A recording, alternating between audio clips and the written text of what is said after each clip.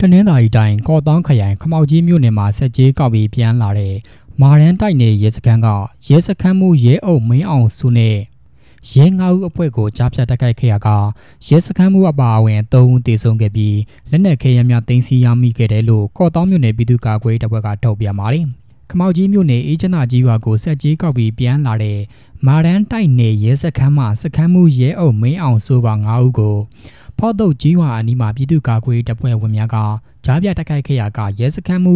ရဲအုပ်မင်းအောင်ဆိုဒူရဲအုပ်မျိုးလင်းကိုနဲ့ဒူတက်ချက်စီတူတို့3ဦးသေဆုံးခဲ့ပြီးတက်ချက်ကြီးမောင်တူကဒဏ်ရာရရှိခဲ့တယ်လို့သိရပါတယ်။ဆိုင်ကနဲ့2ယောက်ရှေ့ကပွိုင်းနဲ့လာတာနောက်ကကားနဲ့ကားပေါ်မှာတော့စခန်းမှုပါ3ယောက်ဆိုင်ကနဲ့က2ယောက်ဆိုင်ကနဲ့2ယောက်မှာ1ယောက်ကတော့ဒဏ်ရာရတယ်ဆိုင်ကနဲ့2ယောက်ကတော့လွတ်သွားတယ်အဓိကကတော့ကားကိုပဲပြစ်တာဆိုတော့ကားပေါ်ပါတာအကုန်သေသွားတယ်ကားကကြောက်ထဲကိုထိုးကျသွားလို့ကားတော့မယူခဲ့ဘူးပစ္စည်းတွေသိမ်းလာတယ်လို့ကော့တောင်းမြို့နယ်ပြည်သူ့ကာကွယ်ရေးတပ်ဖွဲ့ကထုတ်ပြန်ပါတယ်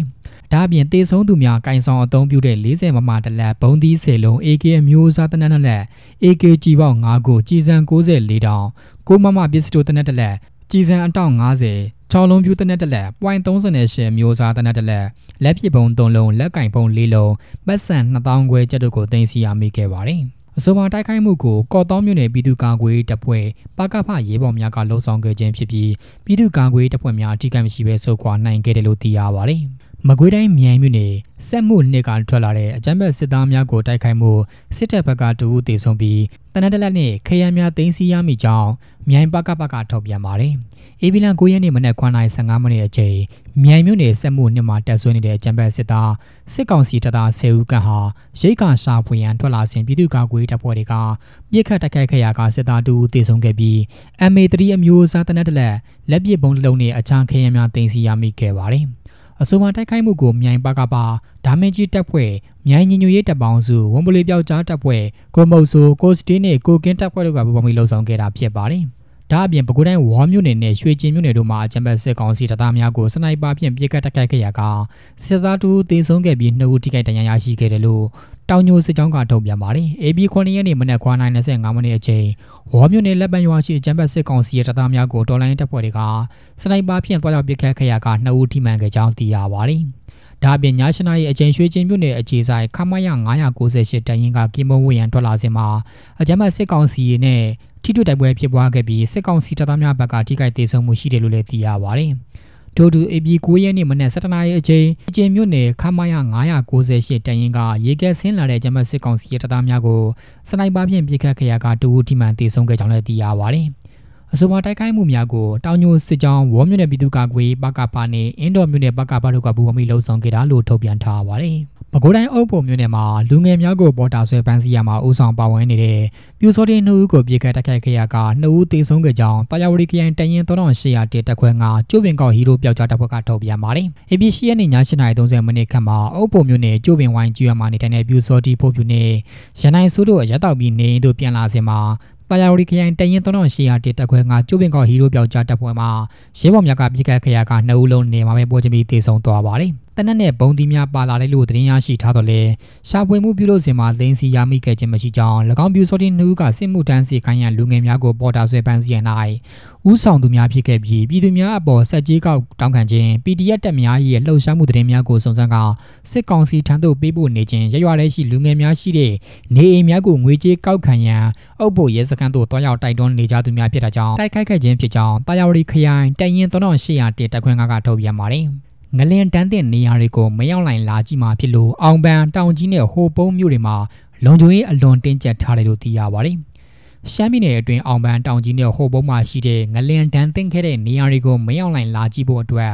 လုံခြုံရေးအလွန်တင်းကျပ်ထားတယ်လို့ဒေသခံပြည်သူများကဆိုပါတယ်။ AB 10ရက်နေ့မှာမရောက်နိုင်ကအထူးကရေးစဉ်အနေနဲ့အောင်ပန်တောင်ကြီးနဲ့ဟိုပုံးကိုရောက်ရှိလာခဲ့ပြီးညအိတ်ဖို့ဟိုပုံးမှာစီစဉ်ထားတယ်လို့သိရပါတယ်။သူခီးစဉ်ကိုလုံခြုံရေးအရန်တင်းကျပ်ခိုင်းခဲ့ပြီးအနီးကပ်မှာဌာနဆိုင်ရာတွေနဲ့တပ်တွေကိုအတိပေးခဲ့တာလို့ဆိုပါတယ်။တပ်ချုပ်ကငလင်တန်းသိမ်းခဲ့တဲ့အောင်ပန်တောင်ကြီးဟိုပုံးကိုသွားမယ်ဟိုပုံးမှာတော့ဒီညအိမ်မယ်လို့သိရတယ်။မနေ့ညနေကမှဌာနဆိုင်ရာတွေကိုအတိပေးတယ်။လုံခြုံရေးတွေကတော့အတော်ကိုခံများပဲလို့ဆိုပါတယ်။ငလင်တန်းကြောင့်ဟိုပုံးမှာပြိုကျပျက်စီးသွားတဲ့ သီရိမင်္ဂလာရွှေချမ်းသာမွေတော်ဘုရားကြီးကိုလည်းမင်းအောင်လှိုင်ကလာရောက်ကြည့်ရှုမှာဖြစ်ပြီးရရချီတာတွေလည်းလုပ်ဖို့ရှိတယ်လို့သိရပါတယ်။ဖျားတဲ့ကိုဟိုအကောင်ကြီးလာမှမို့ပေးမဝင်တော့ဘူးလို့ဒေသခံပြည်သူတွေကဆိုပါတယ်။မင်းအောင်လှိုင်ကနေပြီးတော့မန္တလေးရဲ့ပါဝင်ငလင်တန်တင်ခဲ့တဲ့နေရာတွေကိုသွားရောက်ကြည့်ရှုစစ်ဆေးတာတွေတောက်လျှောက်ဆိုသလိုလှုပ်ဆောင်နေပြီးအဲ့ဒီလိုလုပ်နေတာတွေကသူရုံးထိုင်နဲ့စစ်ရုံးနဲ့တမတအိမ်တော်ပြိုကျသွားတာကြောင့်ပြင်ဆင်နေစေကာလမှာစစ်စင်ရေးပုံစံနဲ့ရှောက်သွားနေတာဖြစ်တယ်လို့နေပြီးတော့စစ်ဘက်သတင်းမြစ်ကဆိုပါတယ်။မြန်မာနိုင်ငံဆိုင်ရာကမ္ဘာကုလသမဂ္ဂအထူးသံတမန်ဂျူလီဘီရှော့ကယမန်နေ့ကမြန်မာနိုင်ငံသို့ရောက်ရှိလာခဲ့ပြီးစစ်ကောင်စီနိုင်ငံသားရေးဝန်ကြီးဦးတန်းဆွေနဲ့နေပြီးတော့မှတွေ့ခဲ့ပါတယ်။ထို့တွေ့ဆုံစဉ်ငလင်ဘေးတင်ပြည်သူတွေကိုကူညီကယ်ဆယ်ရေးလုပ်ငန်းများမှာမြန်မာနိုင်ငံနဲ့ကုလသမဂ္ဂအကြားပေါင်းဆက်ညှိနှိုင်းဆောင်ရွက်သွားမယ့်ကိစ္စရပ်တွေအပေါ်ဆွေးနွေးခဲ့ကြပြီးအထူးကိုယ်စားလှယ်ကလည်းမြန်မာနိုင်ငံမှာလှုပ်ခတ်ခဲ့တဲ့ငလင်ကြီးကြောင့်အသက်အိုးအိမ်စီးစိမ်ပျက်စီးဆုံးရှုံးမှုများအတွက်ဝမ်းနည်းကြောင်းနဲ့စာနာထောက်ထားမိကြောင်းပြောကြားခဲ့ပါတယ်။ကမ္ဘာကုလသမဂ္ဂအထူးတန်တမန်ဂျူလီဗီရှော့ရဲ့အကျိုးစီးပွားပဋိပက္ခတွေနဲ့ပတ်သက်ပြီးမြန်မာရပ်ဖက်အဖွဲ့အစည်းပေါင်း300နီးပါးကကုလသမဂ္ဂထွေထွေအတွင်းရေးမှူးအန်တိုနီယိုဂူတာရက်နဲ့ကမ္ဘာကုလသမဂ္ဂထွေထွေညီလာခံတို့ထံသို့မကြသေးမီကအိတ်ပွင့်ပေးစာပေးပို့ခဲ့ပါတယ်။ဘီရှော့ကမြန်မာနိုင်ငံမှာစီးပွားရေးလုပ်ငန်းများလုပ်ကိုင်းနေတဲ့တရုတ်နိုင်ငံပိုင်ကုမ္ပဏီတွေနဲ့ဆက်နွယ်မှုရှိနေတဲ့ဩစတြေးလျကုမ္ပဏီတို့မှအကြံပေးရာထူးအဖြစ်လောက်ကိုင်းနေခြင်းကြောင့်အကျိုးစီးပွားပဋိပက္ခများရှိနေတယ်လို့ဆွဆွဲချက်တွေနဲ့သူမကိုကုလရာထူးကနေပယ်ရှားဖို့အရက်ဘက်အဖွဲ့အစည်းတွေကတောင်းဆိုထားခြင်းဖြစ်ပါတယ်။လူအခွင့်အရေးတက်ကြွလှုပ်ရှားသူများအဖွဲ့ဖြစ်တဲ့ Justice for မြန်မာရဲ့သတင်းထုတ်ပြန်ချက်မှာဂျူလီဘီရှော့ရဲ့ ATM မှာပါဝင်မှုကဂရင်းလန်းဒေသမှာရှိတဲ့တဘာဝပတ်ဝန်းကျင်ကိုထိခိုက်စေတဲ့ဒေသခံလူမျိုးစုများကအပြင်းအထန်ဆန့်ကျင်နေကြတဲ့မြေရှားသတ္တုတူးဖော်ရေးစီမံကိန်းအတွက်အကြံပေးနေခြင်းဖြစ်တဲ့အတွက်သူမရဲ့လူအခွင့်အရေးနဲ့ဒေသခံလူမျိုးစုတွေအပေါ်လေးစားအသိမှတ်ပြုမှုမရှိသည့်အရာတွေအပေါ်စိုးရိမ်စရာဖြစ်တယ်လို့ဆိုပါတယ်။ဘီရှော့ကရခိုင်ကလေးကဩစတြေးလျနိုင်ငံသို့အခြားကမ္ဘာနိုင်ငံများမှပဋိပက္ခအကြောင်းထွက်ပြေးလာရတဲ့ဒုက္ခသည်အရေးနဲ့ပတ်သက်ပြီးသူမရဲ့လူအခွင့်အရေးဆိုင်ရာရည်တည်ချက်အပေါ်ဝေဖန်ပြောဆိုမှုများစွာရှိခဲ့ပြီးကုလသမဂ္ဂကသူမအားမြန်မာနိုင်ငံဆိုင်ရာကုလအထူးတန်တမန်အဖြစ်ရွေးချယ်ခဲ့စဉ်ကလည်းလူအခွင့်အရေးတက်ကြွလှုပ်ရှားသူများကထိုခန့်အပ်မှုအပေါ်မှာဝေဖန်မှုတွေရှိခဲ့ပါတယ်။စစ်အာဏာရှင်တိုက်ဖြတ်၍နေဦးတော်လန်ရေးအင်အားစုတွေနဲ့အတူအစပြုခဲ့တဲ့2020ခုစစ်စင်ရေးကိုတော်လန်ရေးအောင်ပွဲရောက်ရှိသည့်အထိစီလုံးညီညွတ်မယ်လို့မြောက်ပိုင်းညီနောင်မဟာမိတ်သုံးဘွဲကကတိပြုပြောဆိုကြောင်းဒီကနေ့ ABC ရက်နေ့မှာကြောက်တဲ့ရခိုင်တပ်တော် AA ရဲ့16နှစ်မြောက်တက်တီထောင်နေနှစ်ပတ်လေအခမ်းအနားသို့ပေးပို့တဲ့ညီနောင်မဟာမိတ်ကိုကန့်တက် MNDAA နဲ့တအောင်တက် TNLA တို့ကဂုံပြူသို့လွာမှာအထက်ပါအတိုင်းကတိပြုလိုက်ခြင်းဖြစ်ပါတယ်။မြောက်ပိုင်းညီနောင်မဟာမိတ်သုံးဘွဲကအစပြုခဲ့တဲ့2020ခုစစ်စင်ရေးမှာအခြားသောမဟာမိတ်တပ်များနေဦးတော်လှန်ရေးအင်အားစုများလည်းပါဝင်လာပြီးအာဏာရှင်တိုက်ဖြတ်ရေးအတွက်အကောင်းဆုံးအစပြုခဲ့တဲ့စစ်စင်ရေးဖြစ်လာခဲ့ကြောင်းအဆိုပါစစ်စင်ရေးက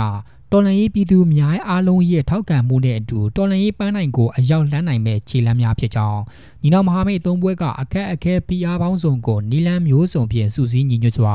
အတူတကွဖျက်ကျော်ခဲ့ပြီး2020ခုစစ်စင်ရေးစီမံချက်လှိုင်းလုံးများနဲ့အတူတော်လှန်ရေးအောင်ပွဲရောက်ရှိသည့်အထိခိုင်မာတဲ့ညီနောင်မဟာမိတ်စိတ်ဓာတ်နဲ့စီးလုံးညီညွတ်ကြမယ်လို့အလေးနဲ့ကတိပြုကြောင်းထုတ်ပြန်ကြေညာသွားပါတယ်။ဒါ့အပြင်မြောက်ပိုင်းညီနောင်မဟာမိတ်သုံးဘွဲရဲ့အဖွဲ့ဝင်ရခိုင်တပ်တော် AA ဟာအကောင့်အထည်ပေါ်နေတဲ့ရခိုင်အိမ်မက်အမြန်ဆုံးအလုံးစုံအကောင့်အထည်ပေါ်နိုင်ပါစေကြောင်းအမျိုးသားလွတ်မြောက်ရေးအတွက်တော်လှန်ရေးခရီးကျမ်းမှာ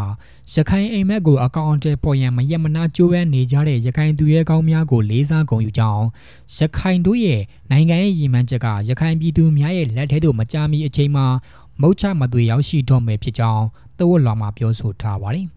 ဆီယနာရှင်အမြင့်ပြည့်ရည်နဲ့ညီမပြည်သူများလိုလားတဲ့နိုင်ငံရေးစနစ်တစ်ခုထူထောင်နိုင်ဖို့ရခိုင်တပ်တော် AA ဟာမြန်မာနိုင်ငံအနှံ့တော်လှန်ရေးဒေသများမှာရှိနေကြောင်းရခိုင်တပ်တော်ကတော်လှန်ရေးလုပ်ရက်များကိုလက်တွေ့ကျကျအရှိန်အဟုန်ဖြင့်ဖော်ဆောင်နေသည်မှာမြန်မာပြည်သူလူထုတရက်လုံးအတွက်အားတက်ဂုဏ်ယူပွဲဖြစ်တယ်လို့ညီနောင်မဟာမိတ်အဖွဲ့ MNDAA နဲ့ TNLA တို့ကထုတ်ပြန်ပြောဆိုလိုက်ပါတယ်